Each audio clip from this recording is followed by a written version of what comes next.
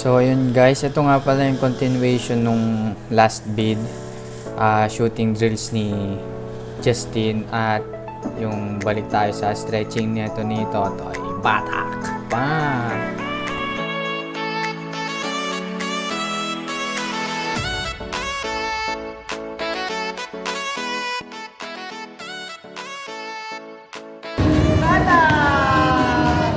Tapos yun nga guys, dumating rin sila Japet dyan. Nadaanan niya kami nagte-training. So may kisabay din daw siya. Kukuha lang daw siya ng sapatos. Tapos ba? Madami na yung students natin guys.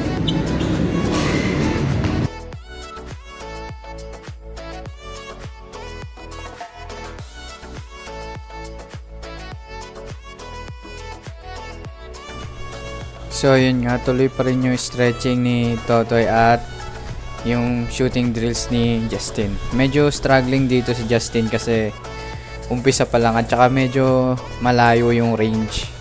Kaya ayun, challenge talaga siya. Dapat kasi yung starting niyan is malapit lang muna papalayo.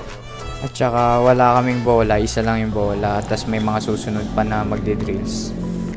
Tapos kinorek ko na rin pala yung sa may paa ni Justin dyan para sabay na sa struggle niya sa tira, para mabilis siya makomportable sa ganong galaw at saka hindi siya masyadong petics. Kasi pag pinipetics mo yung training, ipipetics ka rin ng result. Naks, patangin na, motivational! So yun, di natin pwede dayain yung game kasi dadayain din tayo ng resulta.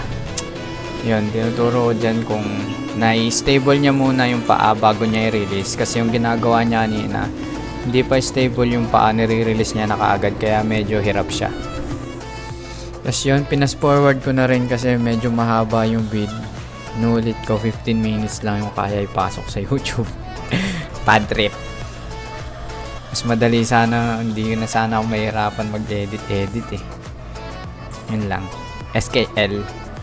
Tsaka tingnan nyo pala yung stretching niya ni Totoy, nakakatawa. Kending eh oh.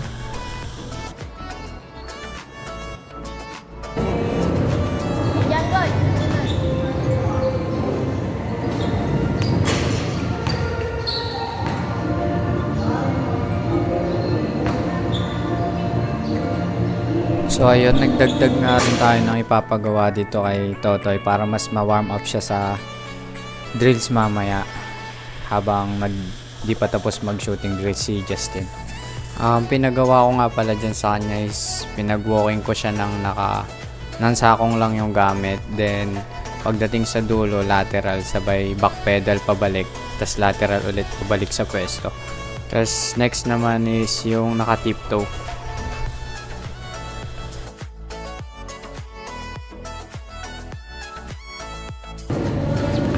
Tapos napangitan nga rin pala ako dyan sa form ng lateral ni Totoy, kaya kinorek ko siya ng konti kung paano siya dumipensa. Ganun niya gawin yung lateral para mas ma-practice niya, mas mabilis siya makarecover kapag didepensa siya. Next naman is yung jogging na parang pan cheerleader. Yun, para mas ma-prepare yung legs. Yun, si Justin nga pala dito, struggling pa rin. Hindi niya pa rin makapa yung shooting niya. Medyo marami pang sablay. Tsaka yun naman yung purpose ng training, is yung sumablay ka sa training, hindi sa mismong game. Next na pinagawa ko dito ay Toto is yung sa arms naman. Para mas ma-stretch yung arms. At tsaka para mas malaya gumalaw mamaya pag nag-dribbling skills na.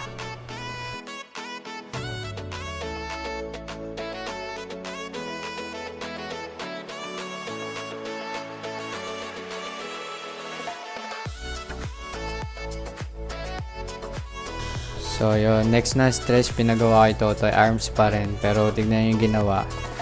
So yun, kapag nagtuturo tayo, hindi natin pwedeng hayaan yung ganun. Dapat i-correct agad natin kasi kapag pinabayaan natin, baka makasanayan siya. So pag lumaki siya, mahirap na siya i-correct kasi dun siya nasanay sa ganung way.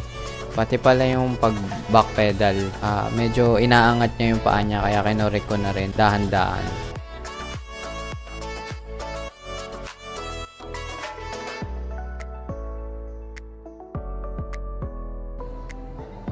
So ayun nga, ang next na pinagawa ko kay Totoy dito is yung Carioca. Kaso medyo hindi pa pala niya alam yun. So struggling din siya sa footwork. Kaya kinorek natin siya dyan. Dinahandahan natin. Hinanapan ko siya ng way kung paano ko siya ituturo ng mas madali. At saka para mas mabilis niya magets. Kasi nga hindi niya pa natatry yun kahit isang beses. First time niya palang gagawin. Ganyan rin ako nung unang na-experience ko yung Carioca. Nalilito-lito ako kung paano ko siya gagawin. So, ang pinaka-key lang dyan para mas magawa mo siya ng maayos is yung presence of mind at focus.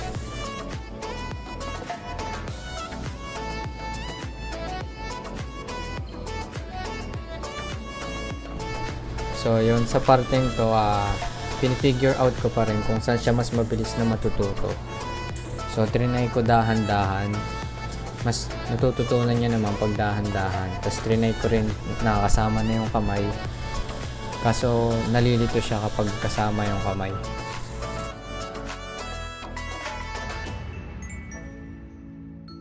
So, trinay ko may kasamang kamay. Tapos, dahan-dahan. Yan, step by step. Kaso, medyo hindi niya pa nakukuha. Kaya, pinagawa ko na lang sa kanya is wala mo ng kamay. So yun nga, nag-guess niya naman na dyan. Siguro next time na lang natin ituturo yung may kasama ng kamay. At saka medyo mabilis para mas stretch yung hips niya. Tsaka para na rin sa footwork. Ang importante naman dito is yung may progress ka.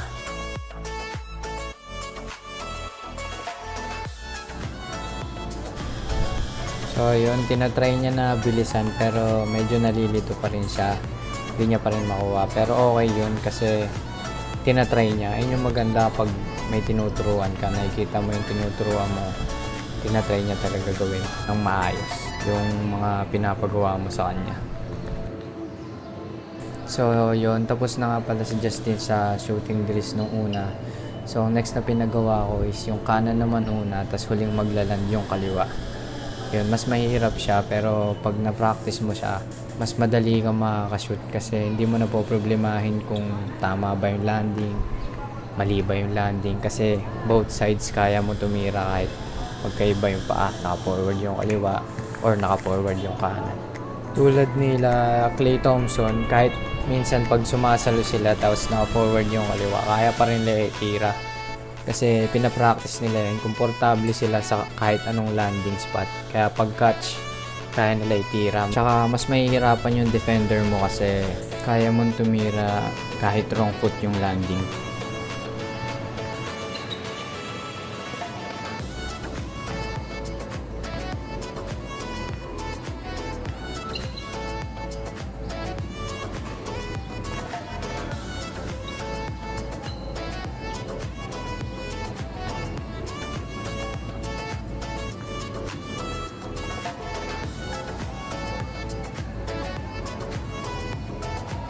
So yon, tapos na nga si Totoy.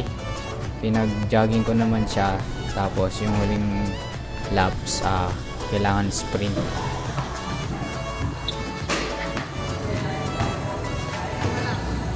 Yung panghuli, yung sprint.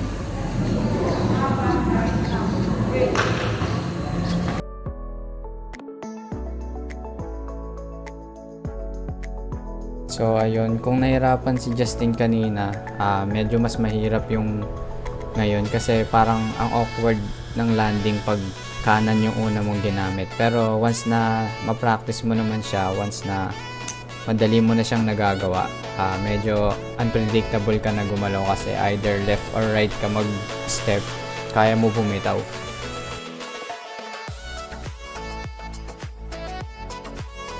So yun nga, dito sa part na to, hinahanapan ko rin siya ng mas madaling way para mas madali niyang makuha kasi medyo awkward talaga yung landing ng paa. Mahirap talaga siya. Nung umpisa rin, sobrang nahirapan din ako dyan pero inulit-ulit ko lang hanggang sa nagagawa ko na. Pero hindi pa rin siya perfect kaya hanggang ngayon medyo pinapractice ko pa rin siya.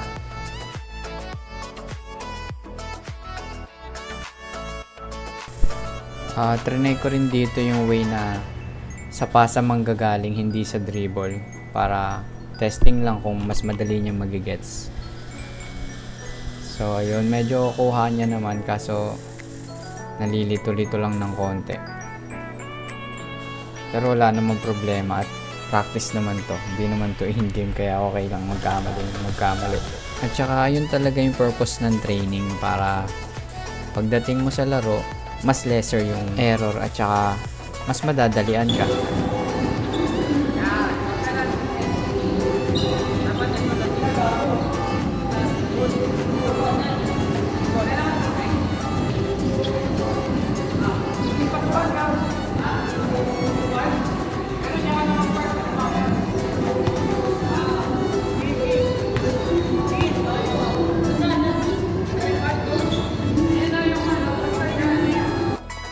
So yun nga, dumating na dito si Japet, nakasapatos na. Imbis na dun dumaan sa tamang daanan, nag-over the bakod, ayun. Tigas ang ulo talaga yan si Japet, shoutout sa'yo.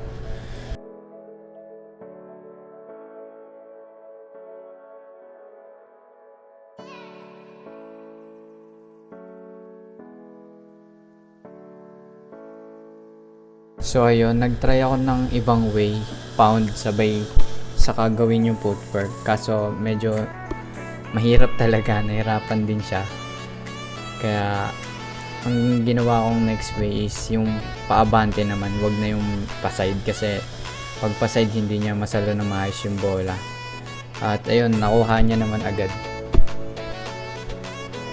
So yun, bilang nagpa-practice nga na maging coach, isa sa natutunan ko kala Coach RJ tsaka kay Coach Mikey na iba't ibang tao, iba't ibang way ng kung paano sila matuto. Kaya kailangan mo talaga i-figure out. Ayun yung challenge din sa pagiging coach. Kailangan mo malaman, kailangan mo mahanap kung paano mo matuturuan, kung ano yung tamang way, kung ano yung pinakamadali, kung saan sila mas mabilis makakagets. Ayun, kailangan mo hanapin yun. So, sa part na to, yun, nahanap naman natin kaagad. Ginawa lang natin paabante. Imbis na paside kasi mas struggling siya nung paside yung receive niya ng bola. So, siguro, pag na-perfect niya na yan or mas madali niya nang nagagawa, saka natin idagdag yung paside para dagdag challenge, panibagong ano na naman, di ba?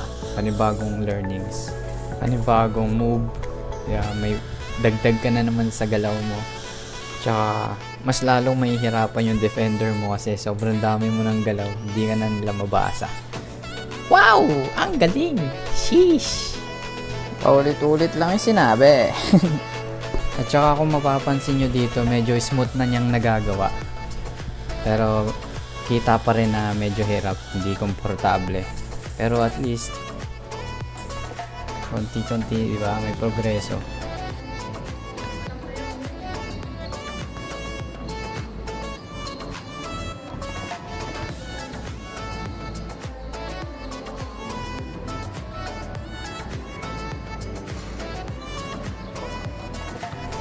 So yun, tapos na nga si Justin. Next naman si Totoy. Dito lang sa malapit para mas makuha niya yung rhythm at saka hindi pa masyadong abot ng range niya yung mga malalayo. Ang maganda dito, medyo sure ball siya sa malapit may tutok na rin kahit papaano. Kaya mabilis niya lang to natapos yung drills. Next naman sa kanya si Japet. Pero baka sa susunod na vlog ko na lang siya i-post. Kasi 15 minutes lang yung maximum na pwede kong i-upload. So yun nga, ina-analyze pa rin ni Justin yung kaninang drills. Medyo nabitin siguro. Ina-analyze niya pa rin. Pero yun yung maganda guys, kung sakaling hindi nyo pa term, mas okay na i-visualize nyo na siya kung paano nyo siya gagawin. Para pag gagawin nyo na, mas madali na. Hindi na kayo mahirapan masyado. Ganun din siya sa mga bago maglaro, yung warm up, i-visualize nyo na talaga na may kalaban para pagdating sa mismong laro, alam mo na yung gagawin. At saka in that way, mas mabilis kang makakapasok sa zone. So ayun, hanggang dito na lang. Maraming salamat. Abangan nyo yung next, si Japet naman ng artista. Peace out.